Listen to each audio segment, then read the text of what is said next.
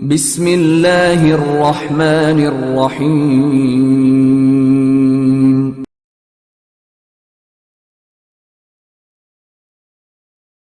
ایک شخص رسول اللہ صلی اللہ علیہ وسلم کی خدمت اقدس میں حاضر ہوا اور اس نے عرض کیا، یا رسول اللہ، اللہ کی راہ میں لڑائی کی کیا صورت ہے؟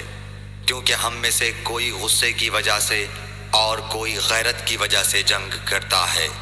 تو آپ صلی اللہ علیہ وسلم نے اس کی طرف سر اٹھایا، اور سر اس لیے اٹھایا کہ پوچھنے والا کھڑا ہوا تھا۔ پھر آپ صلی اللہ علیہ وسلم نے فرمایا، جو اللہ کے کلمے کو سر بلند کرنے کے لیے لڑے وہ اللہ کی راہ میں لڑتا ہے۔ صحیح بخاری حدیث نمبر 123۔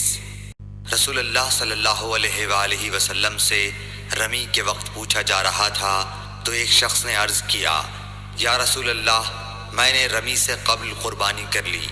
آپ صلی اللہ علیہ وسلم نے فرمایا، اب رمی کر لو، کچھ حرج نہیں ہوا۔ دوسرے نے کہا، یا رسول اللہ، میں نے قربانی سے پہلے سر مڈا لیا۔ آپ صلی اللہ علیہ وسلم نے فرمایا، اب قربانی کر لو، کچھ حرج نہیں۔ اس وقت جس چیز کے بارے میں جو آگے پیچھے ہو گئی تھی آپ سے پوچھا گیا، آپ صلی اللہ علیہ وسلم نے یہی جواب دیا، اب کر لو، کچھ حرج نہیں۔ صحیح بخاری حدیث نمبر 124۔ حضرت عبداللہ بن مسعود رضی اللہ تعالی عنہ کہتے ہیں کہ ایک مرتبہ میں رسول کریم صلی اللہ علیہ وسلم کے ساتھ مدینے کے کھنڈرات میں چل رہا تھا اور آپ کھجور کی چھڑی پر سہارا دے کر چل رہے تھے، تو کچھ یہودیوں کا ادھر سے گزر ہوا۔ ان میں سے ایک نے دوسرے سے کہا کہ آپ سے روح کے بارے میں کچھ پوچھو۔ ان میں سے کسی نے کہا، مت پوچھو، ایسا نہ ہو کہ وہ کوئی ایسی بات کہہ دیں جو تمہیں ناگوار ہو۔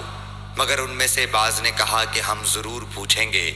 پھر ایک شخص نے کھڑے ہو کر کہا، اے ابو القاسم، روح کیا چیز ہے؟ آپ نے خاموشی اختیار فرمائی۔ میں نے دل میں کہا کہ آپ پر وحی آ رہی ہے، اس لیے میں کھڑا ہو گیا۔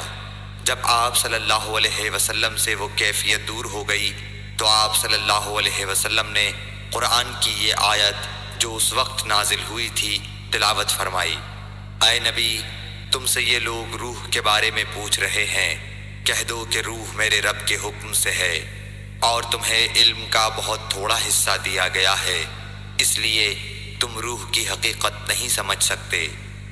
صحیح بخاری حدیث نمبر 125۔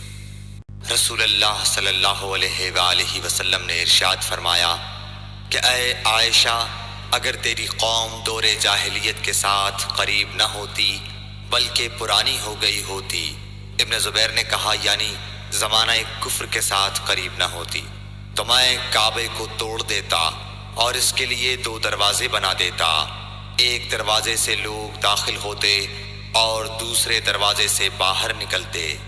صحیح بخاری حدیث نمبر 126۔